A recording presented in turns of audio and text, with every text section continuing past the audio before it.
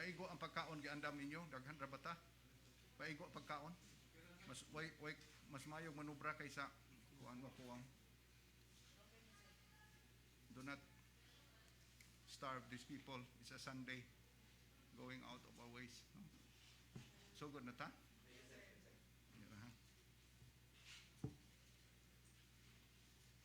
Si kuan, Regalon.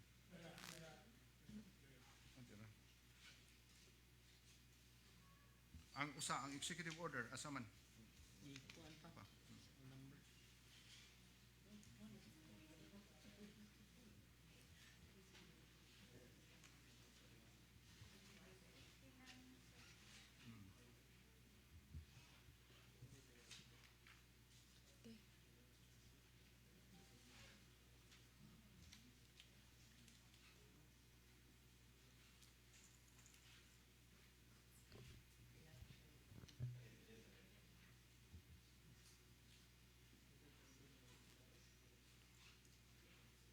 Good afternoon to all of us. Today is Sunday. We're supposed to be resting. But just like all of us, we are so concerned about this crisis that we are facing. I thank local media for just a short notice and call. You come right away. Just underscores your concern also on this crisis that we are facing.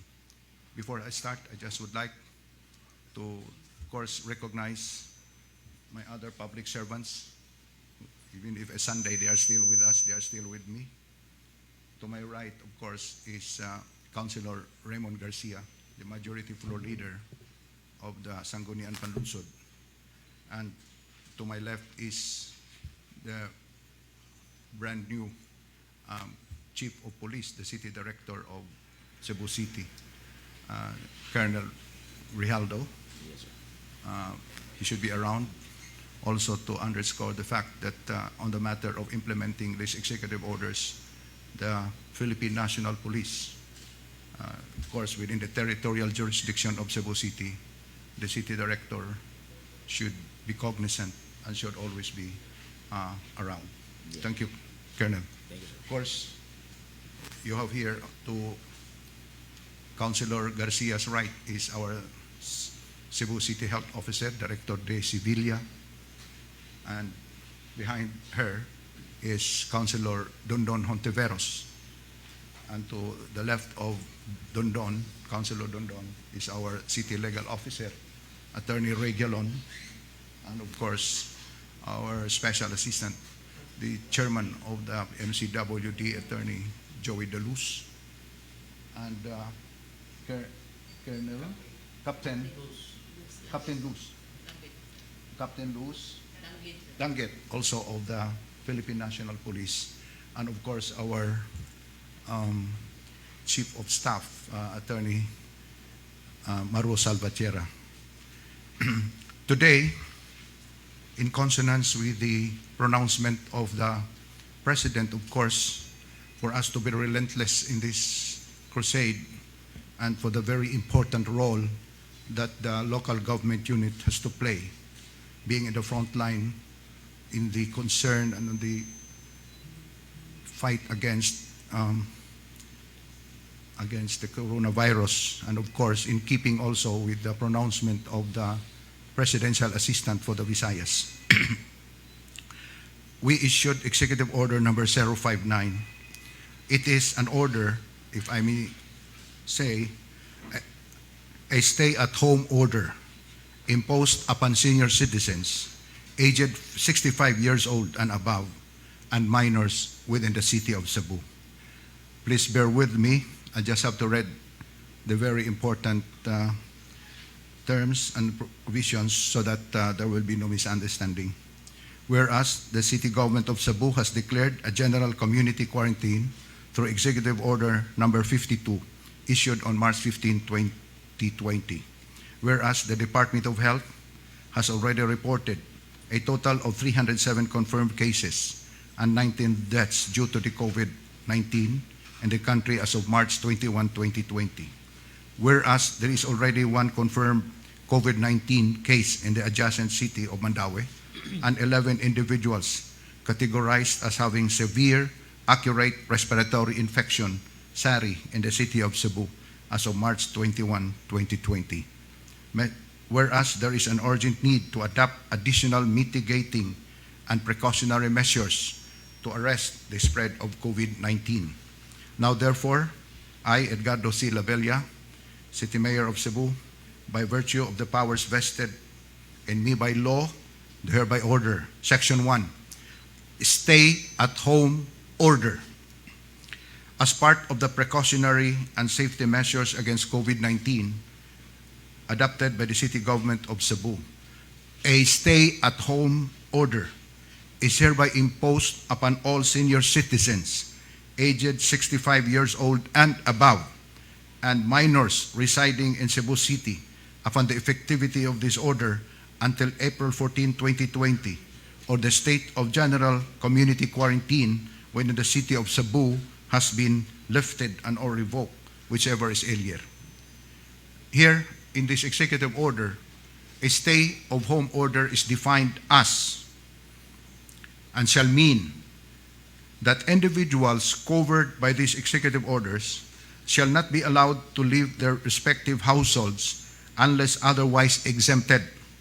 Going outside for exercise is allowed and even encouraged, provided that it shall only be up to the immediate vicinity of the residences. And covered individuals are directed to maintain social distancing at all times. For the purpose of this executive order, a minor shall refer to a person under the age of 18 years under our family code, civil law, or one who is over 18 but is unable to fully take care of himself. Exemptions, Section 2, these are the exemptions. The following shall be exempted from this executive order. Number 1, elected government officials, just like some of us here who are already above 65. Other authorized government officials.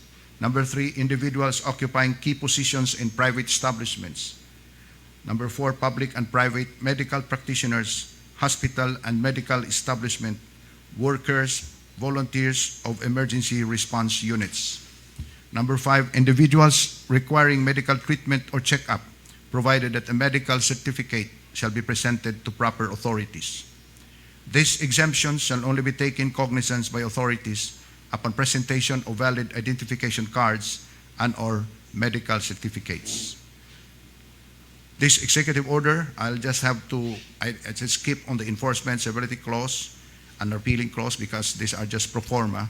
This executive order shall take effect immediately upon signing hereof and shall remain effective until revoked. Done in the city of Cebu, this 22nd day of March in the year 2020. Signed, yours truly as mayor. Now, I have also another executive order. Executive Order number 060. An order urging private and public establishments to implement work suspension for senior citizens, meaning 60 years old, starting at 60 years old, during the general community quarantine in the city of Cebu. In a way, practically, we have the same whereas clauses. So I'll just go direct to the meat and substance of this Executive Order number 060. Section 1 states that work suspension for senior citizens in the private and public establishments. Note, private and public establishments. It is recognized that the senior citizens are the most vulnerable to COVID-19. Hence, public and private establishments within the jurisdiction of the city of Cebu are highly encouraged to restrain senior citizens, meaning 60 years old up, from coming to work during the entire duration of the COVID-19 when applicable. A work from home scheme may be adopted for these senior citizens. And let's have now the general guidelines. For this purpose, covered establishments are encouraged to adopt the following guidelines. It's very important. Employees who will be required to work from home shall be paid their corresponding salaries, wages during the period of general community quarantine. Employees who will not be required to report for work due to work suspension shall be paid their corresponding salaries, wages during the general community quarantine as exception to the no work, no pay principle for this occasion only. Letter C, appropriate additional benefit may be granted to those workers who will be part of the establishment workforce and will be physically able to report during the quarantine period. Of course, the pro forma separability clause and repealing clause. So effectivity, this executive order shall take effect immediately upon signing hereof and shall remain until revoked.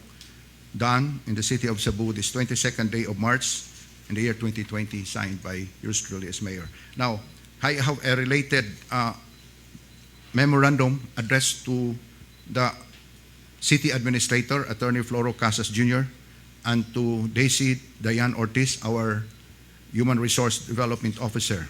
This is also related because this also refers to senior citizens. The subject of this memorandum is work suspension for city government employees and job order workers aged 60 years old and above.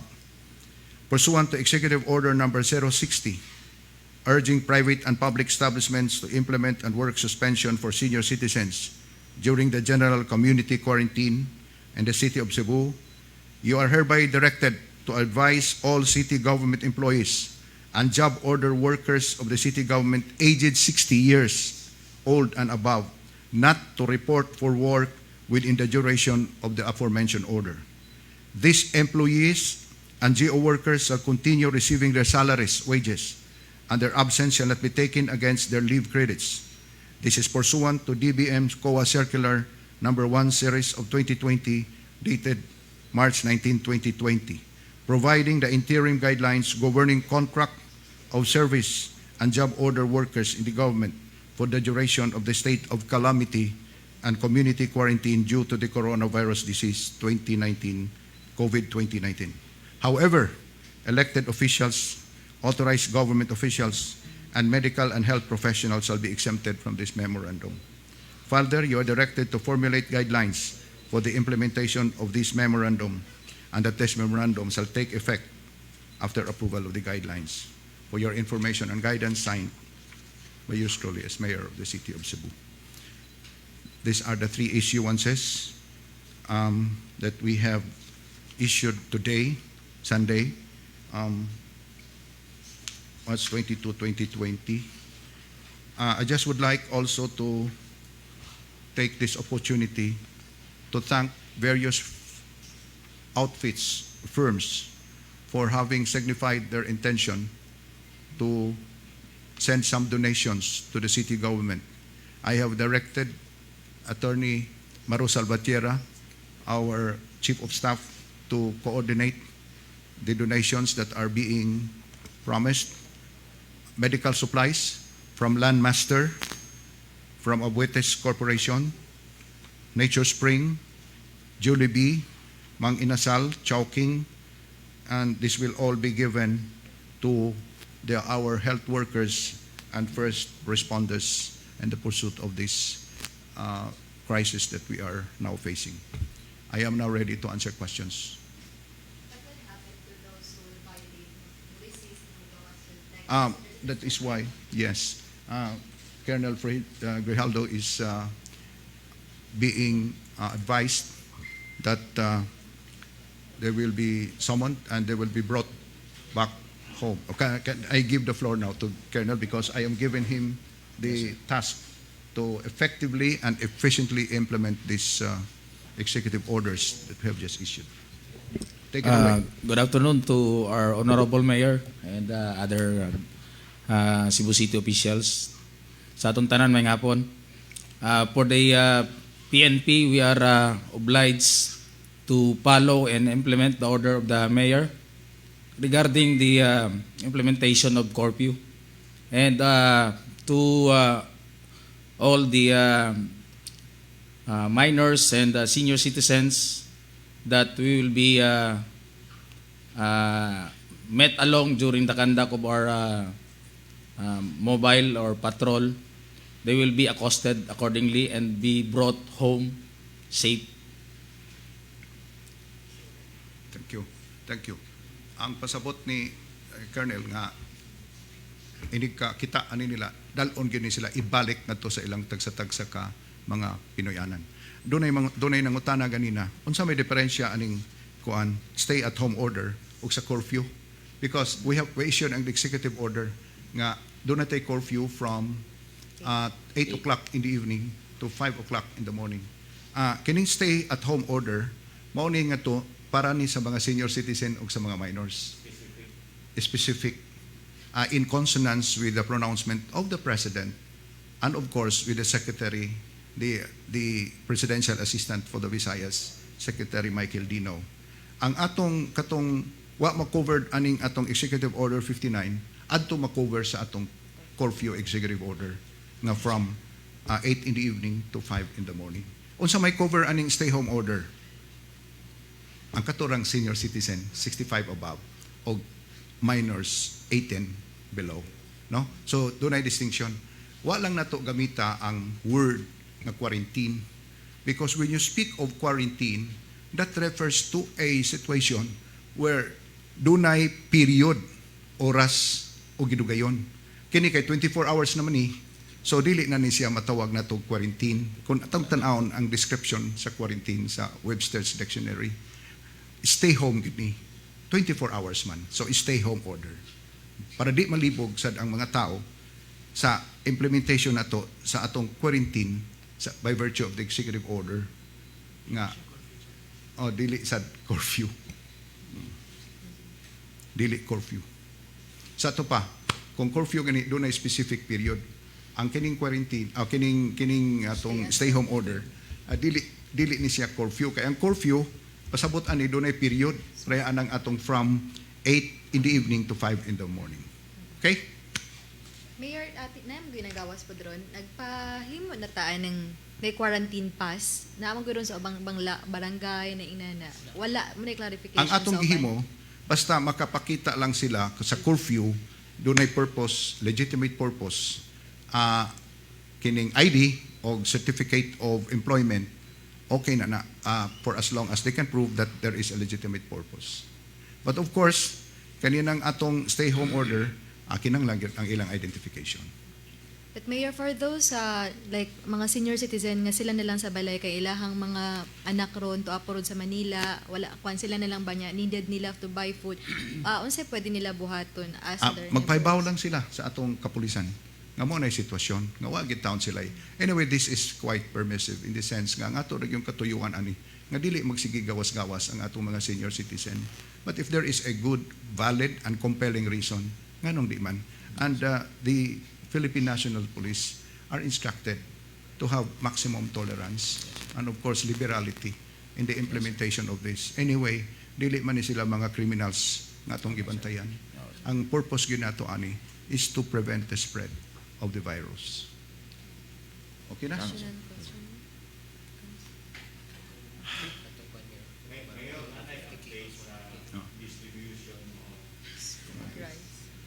Ang unsa distribution sa bugas? Okay. Attorney Joey Daluz, Councilor Raymond Garcia, Councilor Edo Rama, Councilor Dondon Hontiveros are tasked to see to it that there will be a very effective distribution of the sacks of rice so that we can cover as many people as possible. Ang atong usa ka sako tag 25 ka kilo. Anyway, di man sa nila mahurot o kaon ang 50 ka kilo, so siguro sa usa ka duha tulo ka semana bisan pagani labi pagagmay ng pamilya. So if there is now a need, as the need arises, nga madugangan na to, kay actually ang mga sako gyud na may 25. So that we can distribute as many constituents as possible, tag 25 ka kilo matag sako. Unya inigtan-aw nga kinahanglan na sad nga mag-augmenta.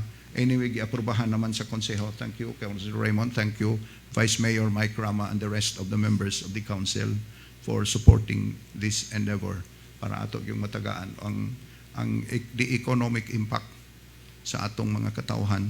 Labi pag itong mga tao nga no work, no pay, mga way trabaho, ang uban nawad-an pag yun sa trabaho. Kay daghan man tang mga sectors, mga drivers, mga habal-habal o mga taxi drivers na naminusan o nawad-an gyud sa kita tungod ning atong importanteng katuyuan nga ma-prevent yun natong spread sa atong kining virus. Ang possible date as to the distribution ka, Mayor? Na kuana ninyo ang kanusaan ninyo next week. This week. By Monday. This week is Sunday na Wednesday. Wednesday, okay. How many do we expect to be recipients? 200,000. We have around 160,000 families all over the city. Ang katong covered sa qualification ngayon ng mga informal earners. So we expect to give all, no, 160,000. 160,000 families. I just wanted to ask, sir, if why can't we just use curfew for the minors and boys? Unsa? If the people, can you please differentiate both between like curfew and stay at home? Yeah. If the minors, it is like too light for them. Actually, yeah, ang curfew, ang covered sa curfew, kanig yung tanan from 8 to 5 in the evening, regardless of age. Pero kining stay home order, specifically gini sa mga 65 years old o mga minors below 18 years old. Okay. So, it's mo na nga. basically po, stay at home is like curfew for only for minors and for. That's correct, for 65. Di man ko na to magabit ang term nga curfew. Because if you use the term curfew, I'm sorry, akong gisulti na quarantine, but curfew, what was in my mind was curfew. Mayroong ganitang curfew, there is a specific period, not the entire 24 hours.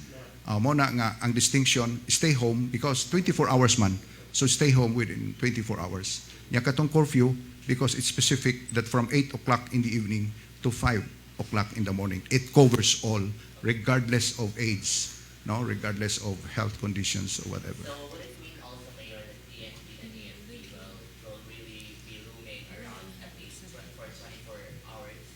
They are in the forefront. Yeah, exactly. Right now we're implementing the checkpoint, the curfew hours, and on this executive order of the mayor, we will immediately implement this one, and we are already building our police officers to check and to monitor the minors and the senior citizens around the city. Okay, thank you. Dili dito quarantine, curfew na ako pasabot, but what was in my mind, but the words that I used was quarantine. It's curfew, Yes, sir. specific time or period.